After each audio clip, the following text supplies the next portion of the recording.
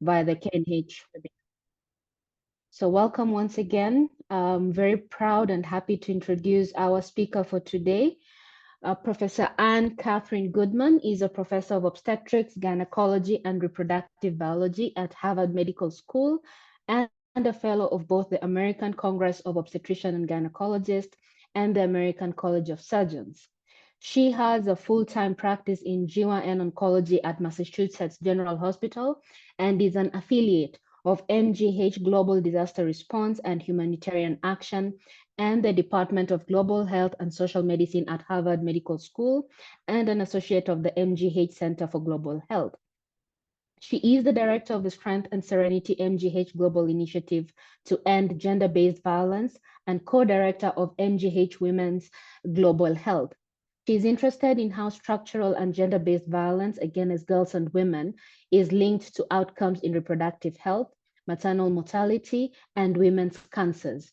She has undergone advanced training in humanitarian disaster relief work through the Harvard Humanitarian Initiative, Missioncraft in Disaster Relief Operations, the International Committee of the Red Cross, and the Harvard Program in Refugee Trauma. She is a member of the National Trauma and Critical Care Team, a branch of the U.S. Department of Health and Human Services, and has deployed to various international disasters since 2003. And since 2008, she has been consulting in Bangladesh on cervical cancer prevention and the development of medical infrastructure to care for women with gynecological cancer, making her the best person to talk to us today about palliative care in cervical cancer. So Dr. Anne Catherine Goodman, we welcome you. You're free to share your slides.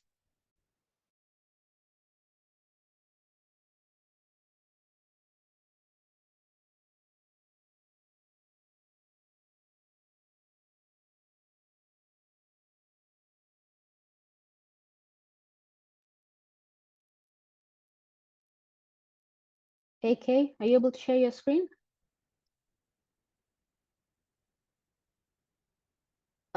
Ken H, kindly unmute her and turn on her video, please. And allow her to share screen. Thank you.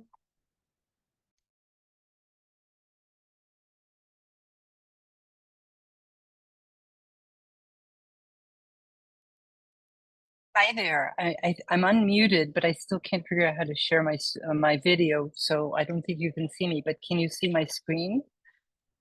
Yes, we can see your screen. Okay. I think the video is inactivated, so. It's okay. No worries. No worries. It's not important. Thank you so much for inviting me. I'm delighted and really honored and in awe of all of you. This is very, very hard work. And I actually was going to talk a little bit more generally. I know that we had chatted about talking about cervical cancer. I decided to broaden it a little bit and talk about palliative surgery, which includes cervical cancer and actually other women's cancers that you may see, and just reflect with all of you, many of whom I imagine are surgeons and do surgical work in your care of women, about where we use surgery and when it is palliative and when that may be appropriate. So that's what I was going to sort of focus on in this talk.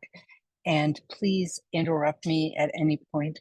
It's sort of Zoom is this amazing, amazing gift that we've gotten in the world, which allows us to connect across the world. It's crazy and amazing.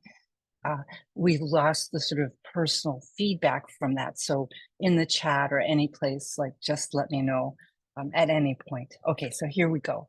So I was going to talk about palliative care, and then just to start with some definitions that are familiar, that it's really very much about the quality of life for patients facing problems with life-threatening illness.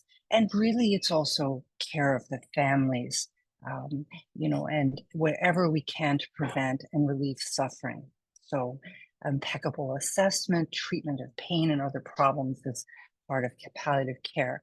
So we do this through symptom management, through great listening and compassionate care, patient-centered care, communication, These are all part of our toolbox. And palliative care, we've come to learn and talk about over the past few decades, really, as being an adjunct to the other care. So it's not a strange thing to have a surgeon also be involved in palliative care. That's part of what we do with people who are suffering. It's a little bit different than hospice care, which is the last few moments of life, however you define that, whether it's a few months or a few weeks. And that's a setting where it's very, very much about the sort of end of life care. We are not really considering a lot of interventions. Having palliative care does not prohibit other treatments. So you could say, maybe some chemotherapy will help the ascites, or maybe we could give a blood transfusion or add some antibiotics. That just that someone is on palliative care or is being taken care of for symptom management does not exclude doing other interventions like that. Okay, so we're all familiar with the cancers that we take care of broadly. And I would say, and this is sort of why I decided to sort of pull it back a little bit in talking about surgery and palliative care, is to say it does involve the idea of surgery, and the possibility of an intervention that is somewhat surgical can occur in the palliative setting in all the cancers. I start my video. Okay, let's see. Does that work? Oh my goodness. Now you can see me. Many apologies. Now that you can see me, I'm actually in 45 minutes, have to go to surgery. And so I am hiding in the surgeon's locker room. So excuse me for my lovely background here. Anyway, so with that in mind, let's talk a little bit about, we'll start with just saying ovarian cancer for a minute. And, we know that the survival for ovarian cancer is very much related to the stage that we find it and how well we do in terms of removing it. So here's a very classic older slide that shows you survival over 5 years by stage 1 versus stage 3 or 4 is when we find it a lot. Now we have newer information, and this is true for endometrial cancer. This is true for cervical cancer. We're still struggling with vulvar cancer on this topic of the issue of genomics and molecular diagnosis, and how that gives us extra information to help us understand the prognosis. Because ultimately, in our decision-making around care for patients, whether you're going full cord for trying to cure them, or whether you are, palliating terrible suffering, very much is about where they are in their life and what is their prognosis. This is just a classic guide for the transperitoneal spread of ovarian cancer, but you can also see this in all cancers that end up coming into the peritoneal cavity. Here's an omental cake, and here's an exploratory laparotomy that shows cancer encasing bowel. So lots of difficult situations. In the setting of ovarian cancer, intestinal involvement is very, very common. You see just the serosa, the muscularis, the submucosa, all are involved in a very significant number of the patients. Now, looking at surgical procedures with patients with advanced cancer, bowel resection is a huge part of it. And I'm going to get back to that in talking about palliative surgery for all GYN cancers, is that bowel surgery is very much a part of our decision tree. So I just wanted to show you, this is just looking at all surgeries in this particular cancer, ovarian, and almost a close to 40% involve bowel resections. Okay, so what are the goals of surgery? We love to cure, if we can, prolong life, and ultimately alleviate suffering. And so scenarios for considering surgery would be obstruction, could be from adhesions. For instance, cervical cancer, you come in, you get radiated, you get adhesions, you have a bowel obstruction from that. Or you could also have a situation of recurrence. and obstruction, especially in ovarian cancer, very commonly in the small bowel, and cervical cancer, very commonly in the rectosigmoid. Okay, so how do you decide in the palliative lens when to operate and when to consider that? So there's lots of tools to help us understand the appropriateness of intervention when we're dealing with seriously ill patients. There's our classic Karnofsky performance score. There's the ECOG, Eastern Cooperative Oncology Group Performance Status. And in those scores, prognosis is very much based on functional status. So, in ECOG, a 0 is working, talking, full life experience, no symptoms. And ECOG 4, of course, is bedridden, really needing other people to fully care for them. So that is very, very correlated with survival. There's other scores, such as the palliative performance score, that kind of helps determine, how many days or weeks or months you predict that a person has. And it's based on performance status, but also on kidney function and various other, symptom managements. And then there's disease-specific prognostic tools that can also be helpful. There's one for dementia, for cardiac. And so all of these, depending on what comorbidities your patient has and how that's involved in their cancer, can help you to sort of decide where someone is. And again, when we're thinking about where are we with, thank you for the heart. I love the heart. Where we are with our beloved patients, what are the signs of impending death? Really, where are we? What's the point where we're just sitting by their bedside with their families, rapidly increasing weakness and fatigue, being bedbound, thank you, lack of food intake, difficulty swallowing, not really talking to us. So those are all signs of impending death. Now, with all that as background, the American College of Surgeons actually has come out with a statement of principles of palliative care. I think is really awesome because, again, it gets back to my sense that as surgeons, we do palliative care and we alleviate suffering, even if it's not curative.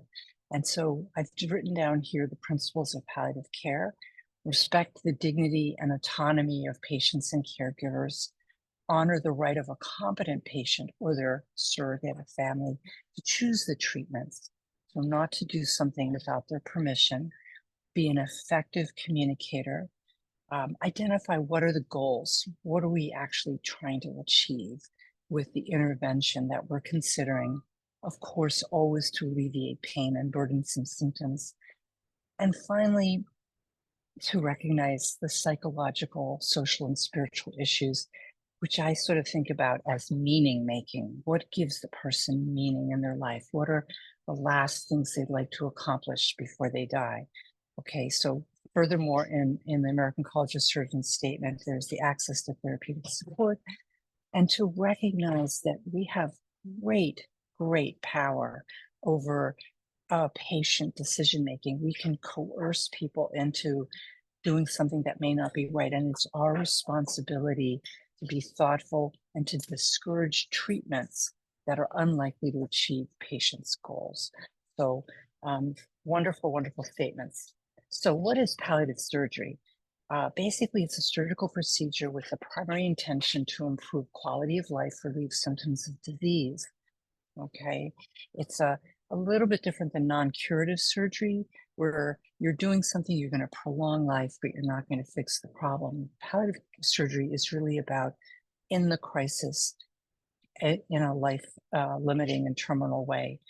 So there are many symptoms at the end of life and with patients with advanced disease. I've listed them here, pain being the huge one, problems eating, insomnia, shortness of breath, bowel issues, depression, issues with the bladder. So lots of different issues. There's also palliative care emergencies, some of which can be surgical, many of which are not and are just part of end of life and how to manage them. I'm going to list a few here before finishing up with talking about surgery. So as listed here, it could be physical, emotional, existential.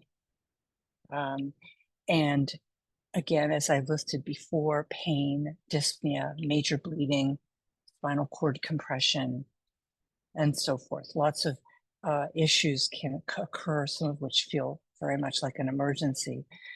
So pain, let's just talk about it for just a minute. It's so important. There's physical pain. There's also emotional pain, anxiety, rage, depression. There's issues with the family, strains. Isolation is a huge, huge point of suffering for some, and issues of hopelessness. I love this beautiful little diagram here that sort of spells this out. It's very great. At least a quarter of the people we take care of die in pain, and some have refractory pain. And often it's accompanied by these other symptoms, such as dyspnea and agitation and delirium. Okay, we have the World Health Ladder of Pain, which I'm sure you're all familiar with, and where you give the various different pain medicines for it. Next possible palliative care emergency is shortness of breath. That can be for many, many multiple reasons, ranging from anemia to anxiety to physical issues with fluid, airway obstruction, cardiac, and so forth. And some of these issues can be resolved by a surgical intervention or a procedural intervention. Okay. Terminal hemorrhage is another palliative care emergency. Very, very distressing, very profound and dramatic when it can occur. It can occur from the invasion of a tumor into a blood vessel, disorders of the blood vessel, clotting problems. Okay. Treatment can be managing anxiety if it's not something that an intervention will be helpful for, suctioning, positioning, and so forth. But there's also, again, procedural treatments such as packing, compressive dressings, using embolization if you have embolization facilities in interventional radiology, endoscopy, sclerosing agents. So there is some procedural stuff that can help with this palliative care emergency. Another emergency is superior vena cava syndrome that can occur from obstruction of the SVC based on compression of vessels, usually from tumor. Most of the cases are related to malignancy. Here's various tumor types. Lung cancer is a huge one, lymphoma, but also our GYN cancers, especially the ones that can spread by nodal. And this includes cervical cancer, which can spread up the lymphatic duct. You can have symptoms with superior vena cava syndrome, distended neck, facial edema, cough, dyspnea. And in terms of management, again, there can be palliative radiation, different medications, sometimes stenting. All right, I would say probably the main intervention would be palliative radiation therapy in this particular emergency. And then finally, one more before we go back to talking about surgery and GYN bowel obstructions and stuff, which is spinal cord compression. And in our GYN patients, we see this in cancers that spread hematogenously.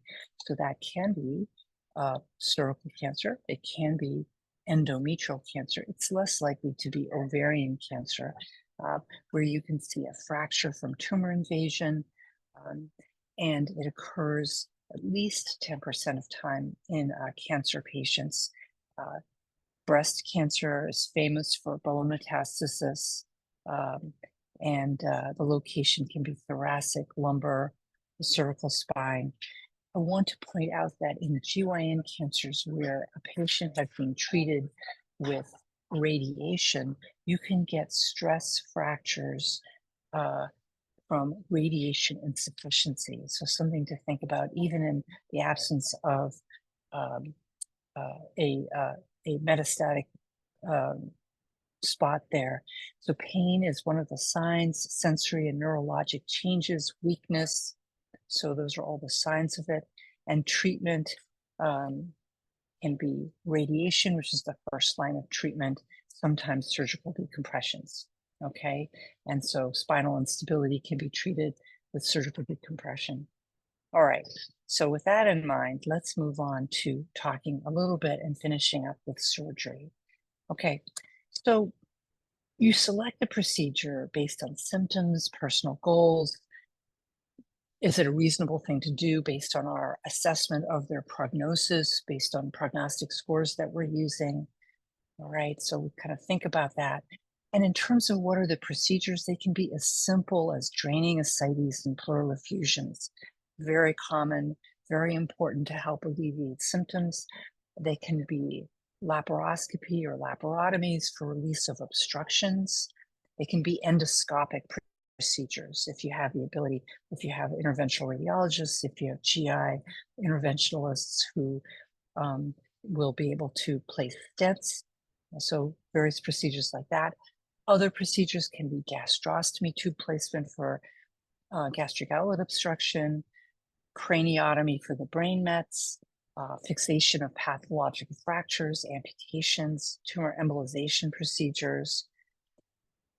For our patients with bladder outlet obstruction, again, in the setting of cervical cancer, this is very, very common, where you may have a blockage at the base of the bladder, suprapubic tube cystotomy, and various other things that I've listed here. I include vascular access procedures as something that's a key palliative maneuver, in that it allows you to deliver meds and draw bloods and do other diagnostic tests without constantly poking your patient. If you can have an access catheter, whether it's a Portacath or a Hickman, that can improve quality of life. All right, so I'm going to finish up by talking about intestinal obstruction and the various types. Again, the most common place in GYN cancers we see this is in ovarian cancer, okay? And gastric outlet from encasing of the stomach by cancer, obstruction of the small intestine, obstruction of the large intestine, and rectal obstruction. So I'm going to walk through these various options here, okay?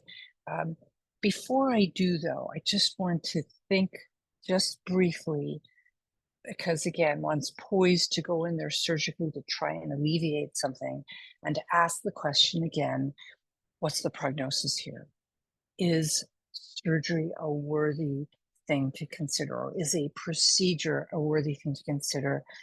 And prognosis is going to be totally dependent on nutrition, heavy tumor burden, ascites, extensive chemotherapy, prior radiation, and a short interval from the onset of the primary diagnosis and obstruction.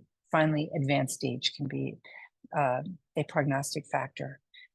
So thinking about those things, you have a gastric outlet obstruction, you can alleviate it with a nasogastric tube, you can place a G-tube, you can do a bypass, you can do stents.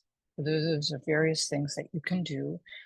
Here's one study that looked at gastric outlet obstruction and compared palliative endoscopic stenting to palliative gastric bypass surgery.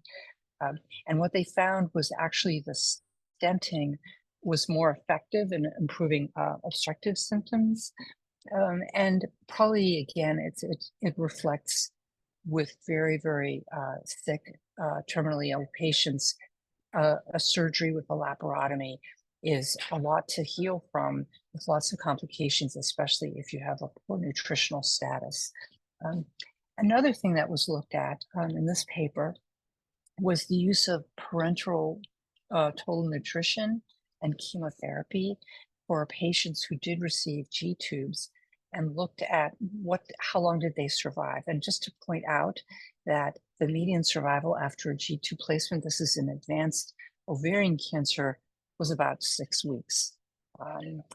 There was a small benefit of adding chemotherapy that pushed the survival out, but really these were short-term survival. So I think that one of the messages from these studies is that gastric outlet obstructions is a very, very end-of-life event for many, many people. In terms of small intestinal obstruction, as I talked about earlier, it could be from adhesions, carcinomatosis, or discrete tumors. And this can lead to dilation of the bowel, or it may not lead to dilation of the bowel, depending on the level of carcinomatosis. In the setting of isolated obstruction, you will get distension from the sort of cycle that I've shown here, okay? And you can use that information to help you decide if a surgical intervention palliatively is appropriate or not.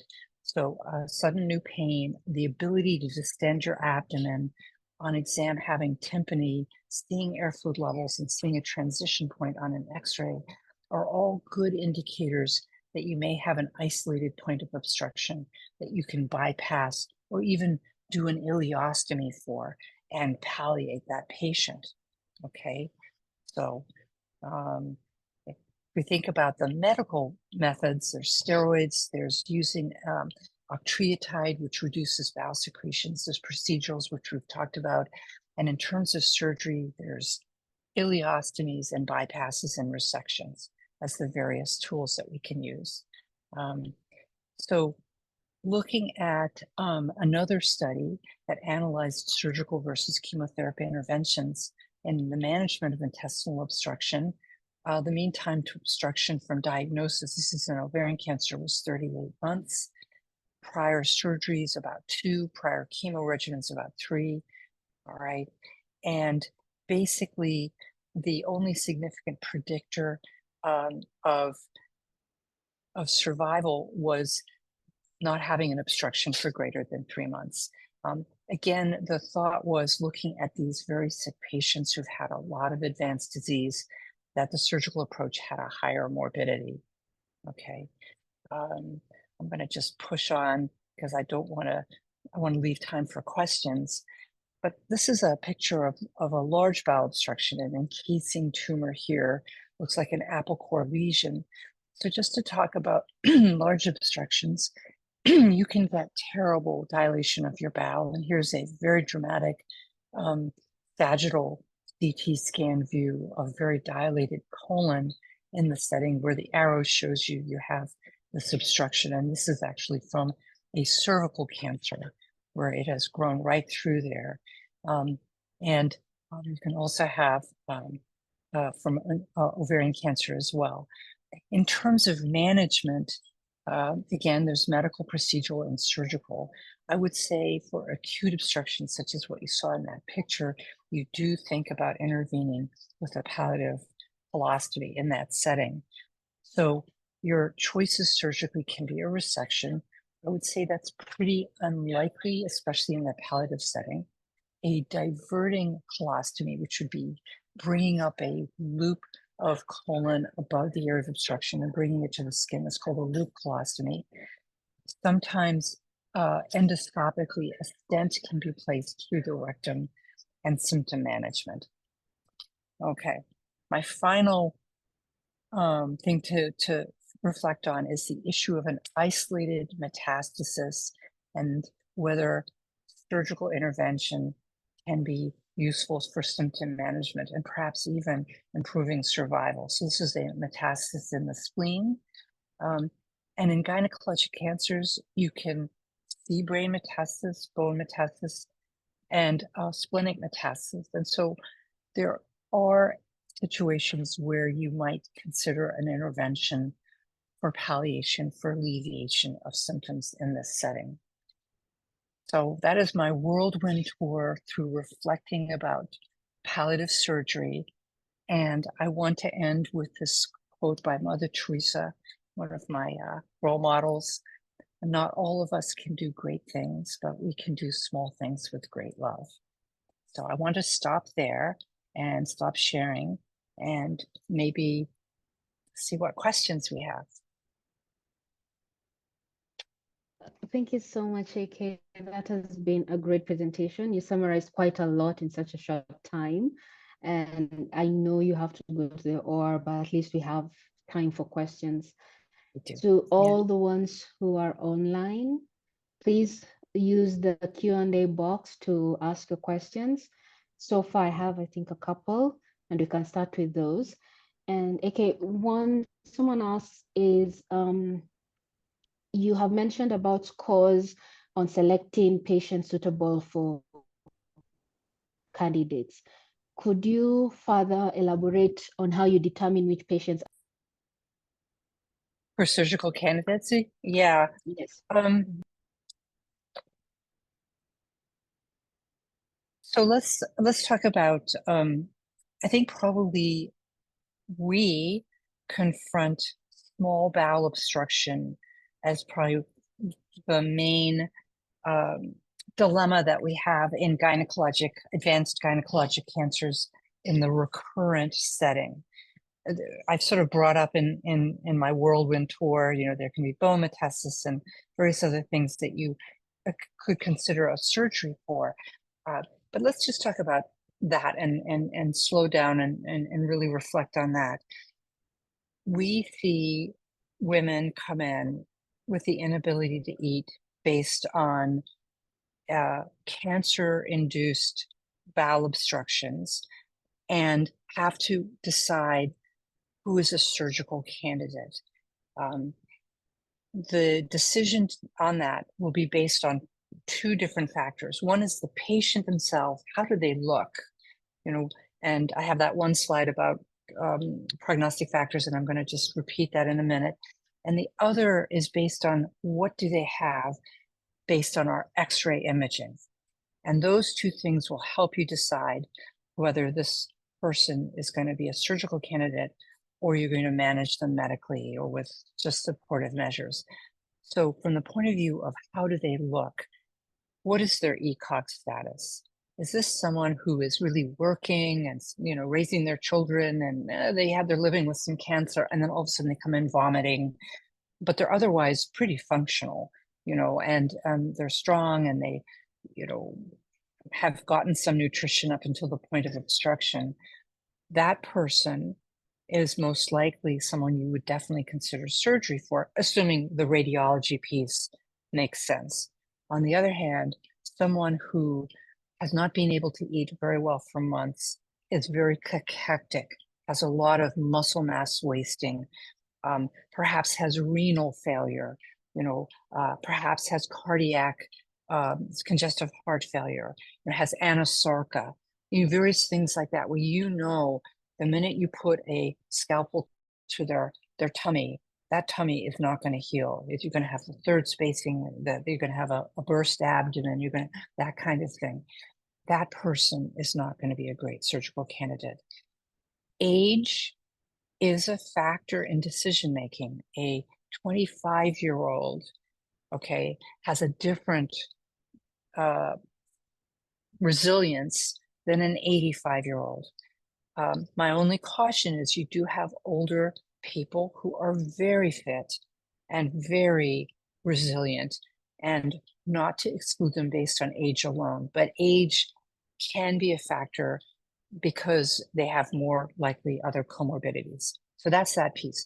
In terms of so you've decided this person based on the way they look should be a surgical candidate. Then you look at their film and you decide, is this an isolated metastasis?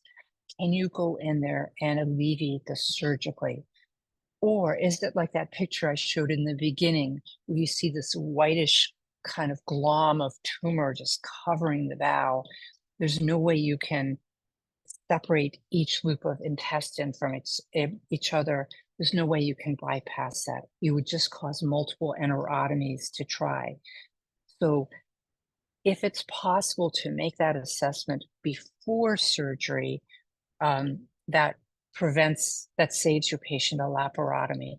On an X-ray image, what you will see in the setting of a bowel obstruction that is operable, you will see dilated bowel because the bowel is not encased in tumor. So it's good bowel, it's able to dilate.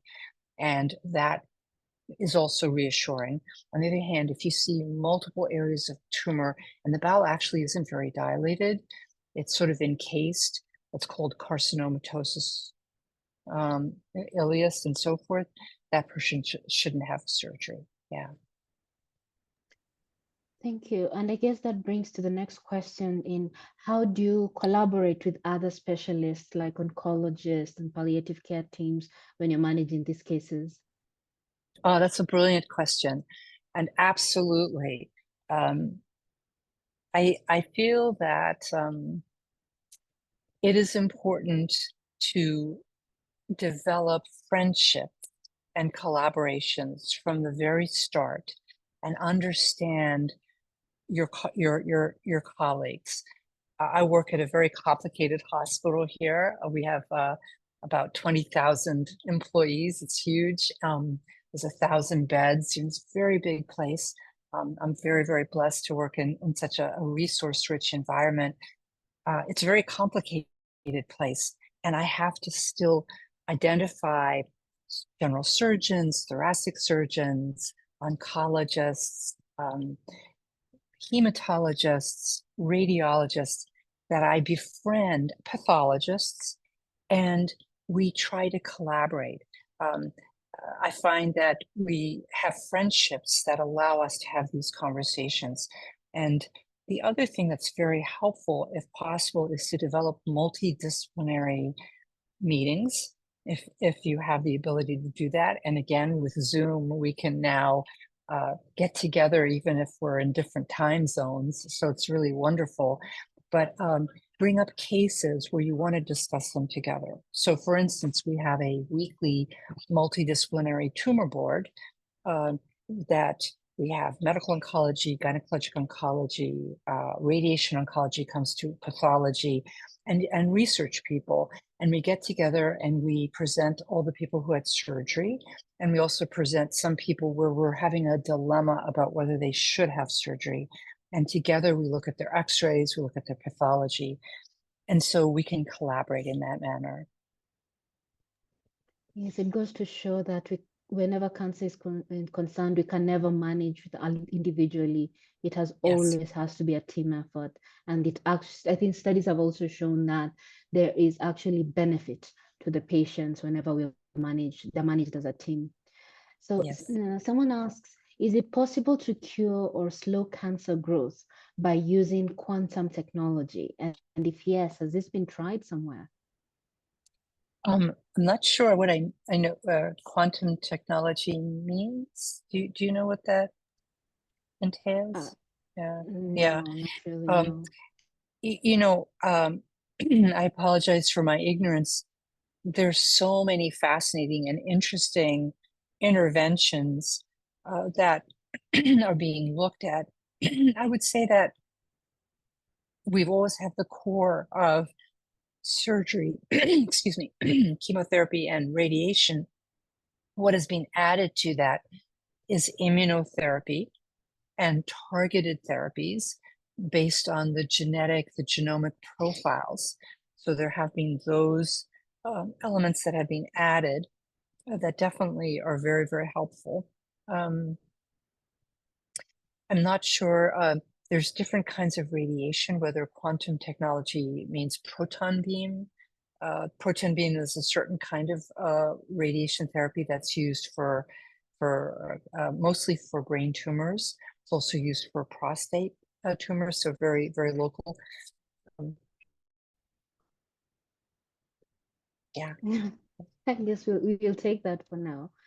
Yes. Okay. And you mentioned that in Mass Gen you have such a big team and quite a lot of employees, but at the same time, someone is asking, do you have a system where pain care is provided at home?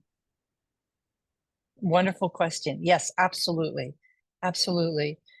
So there's our we have the infrastructure to have what are called visiting nurses who can come to the home, and in the nursing group that do visits, there are those that have palliative care training, and there's sort of a special group of visiting nurses who will come to the home.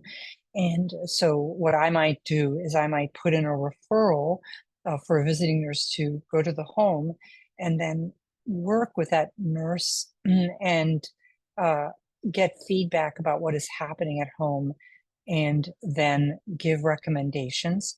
And if I'm working with a palliative care colleague, also who is collaborating in the care, between all of us, we will make recommendations that then can be delivered to the home.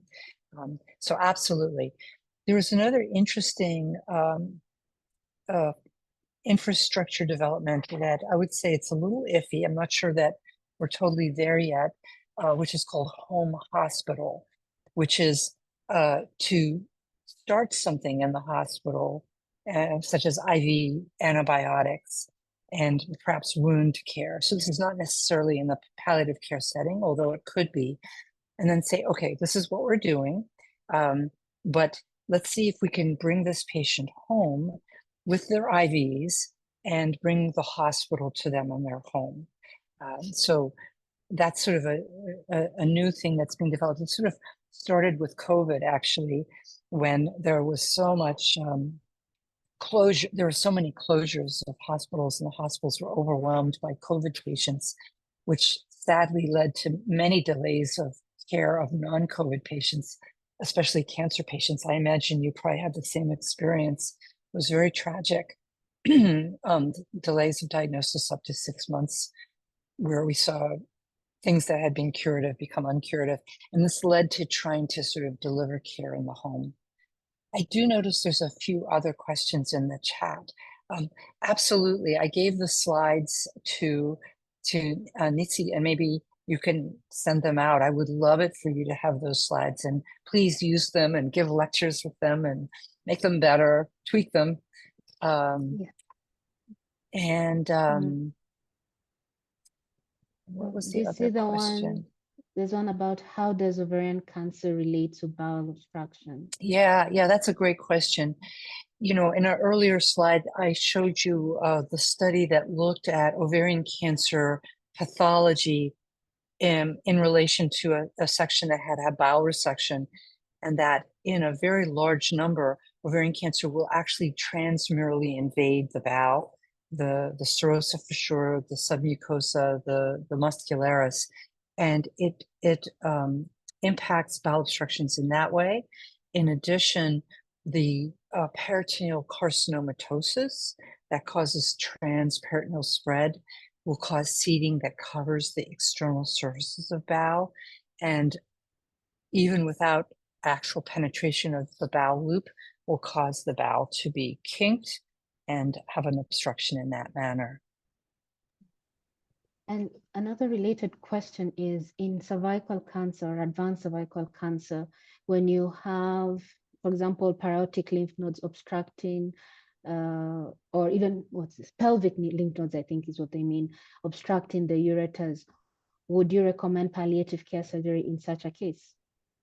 Oh, that's such a great question. You know, there's two, well, I guess there's three possible choices when someone comes in with a ureteral obstruction. Choice number one would be to do nothing, and to allow natural passing from renal failure. You might consider that in someone with very advanced sort of end of life poor performance status, ECOG4, that kind of thing. On the other hand, we usually find these nowadays much, much earlier than that particular part of life, that time of life. And so we could either put in a ureteral stent. So that would be one choice. And again, urology is another group specialty that I have great friends in, and we include them and collaborate with them. There is also the use of a nephrostomy tube. So using interventional radiology to place a tube directly into the kidney through the back to allow the drainage. I would say that if you have an emergent situation, I'll give you an example.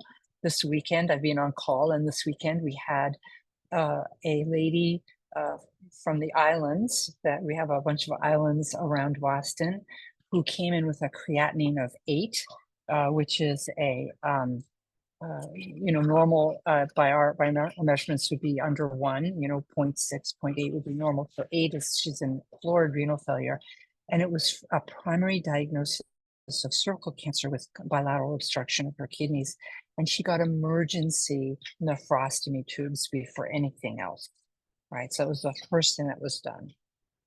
It could be that later, as the dust settles and you've done radiation and you've done chemo and you've reevaluated your patient, that you go, this is the only place where we're having a problem now. Maybe with the urologist, we could go in surgically and take out that piece of ureter and do a ureteral reanastomosis. That's usually in the setting where you think you might have sort of long-term survival, right? But for palliation, stenting, or nephrostomy tubes, or perhaps just best supportive care. Yes, I think we do There's quite a bit of nephrostomy. Sorry, go ahead. Go ahead. You do a lot of nephrostomy tubes? Yes, Yeah. and stenting. Yeah.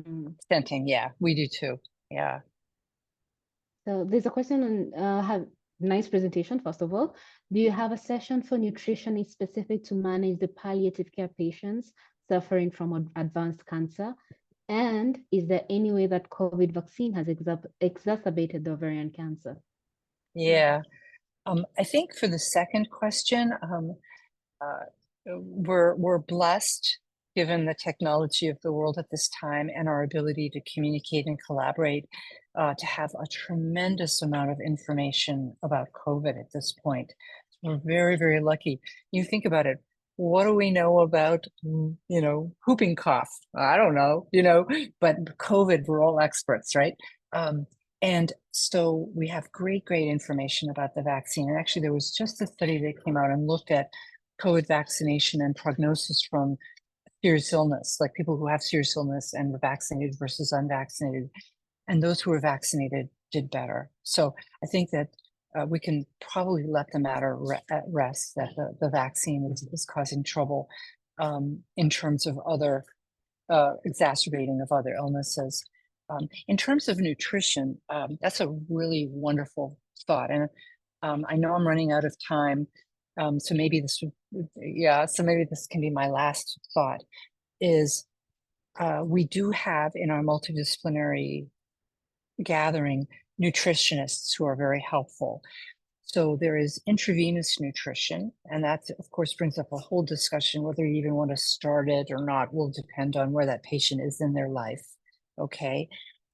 There are what we call elemental diets, which is these resources that are just liquids that have amino acids that can be absorbed in the stomach, especially in people who have gastric outlet obstructions and can't, really use their intestine.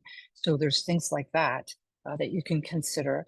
For sure, if someone has a functioning intestine, but they're really kind of limping along because they have narrowing and they have anorexia and all that sort of stuff, there's the various other helpers, such as steroids, such as appetite stimulants, such as progesterone, medroxyprogesterone, things like that.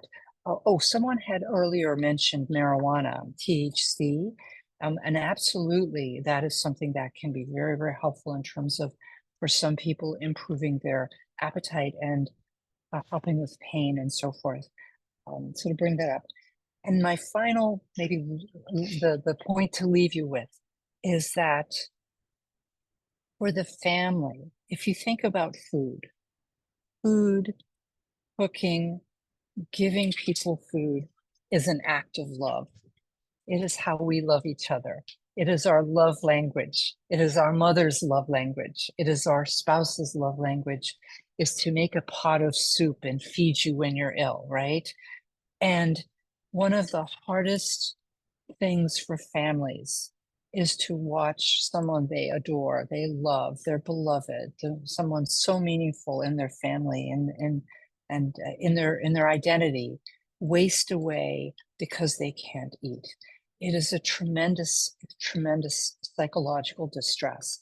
And so what I have come to do is to give families tasks of feeding their beloved who is ill and teaching them to do, little spoonfuls and then wait an hour and give them a little spoonful again and sort of give them tasks so that they feel that they continue to have that love language of feeding the person that they love, because that is so distressing.